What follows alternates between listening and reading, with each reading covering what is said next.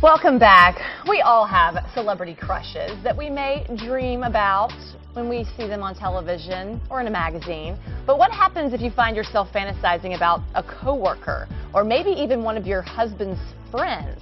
What's normal, and when do those fantasies become too real? Well, here to help us is our professional counselor, Lindsay Walden, this morning. Good morning. Morning. Woo, we got a lot to talk about today. I know. You know, I was just talking to you. There's a recent survey, one in AskMen.com.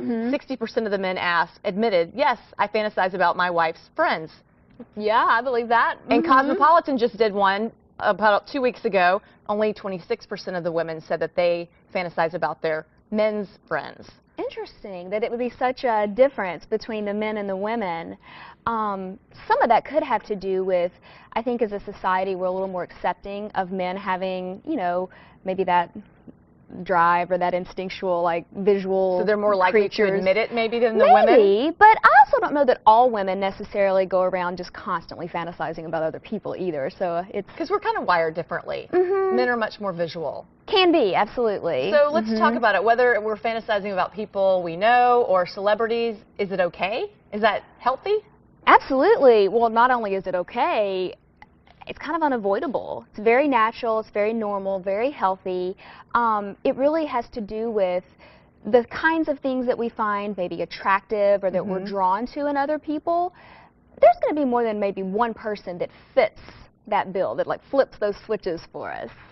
But not every person do we actually act on and go forward and try and build something relational. It's not necessarily saying that there's anything wrong with your relationship with your spouse or partner. Right, absolutely. It's just, I mean, let's say that you meet someone and you click with that person and maybe you're in a relationship and so you're not really able to act on those feelings. You can still recognize it as a connection and you can still maybe have that fantasy, but you don't take it any further than just maybe that fleeting thought or set of thoughts sometimes, I guess. So what do you do with these feelings? I mean, is this, something that you just think of? It's just like a flash in your head? Is it a problem when you think more than just that flash? I mean, how do you know when you're going too far? Well, I think it depends on the person a lot in terms of what's comfortable.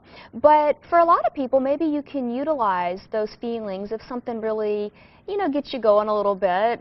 Especially if we're talking about like a celebrity or something like that, maybe you use that kind of mojo that's being built up in your relationship. You kind of harness it in a good way so that it's not going outside the relationship. However, if we start to kind of feel like the fantasies are just happening all the time and I find myself just constantly dreaming about this other person or thinking about this other person, maybe that is speaking to I'm not getting what I need in my primary relationship, and so I'm longing for something else.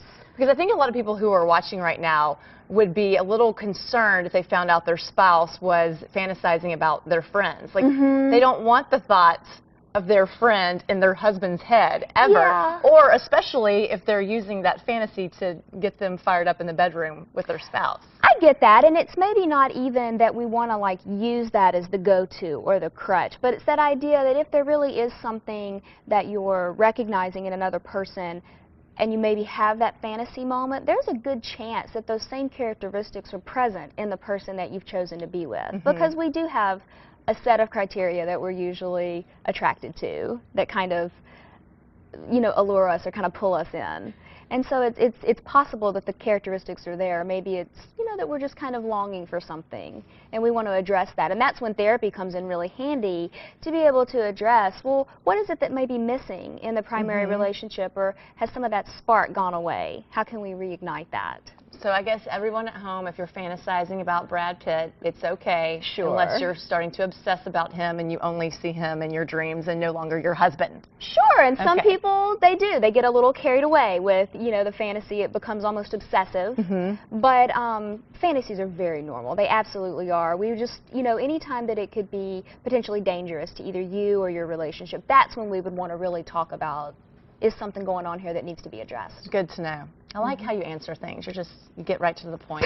Make it very clear for us, Lindsay. Well, good. Thank you. Good. And we posted a link to Lindsay's website on greatdaystlouis.com. But today on Facebook, we're not finished with you.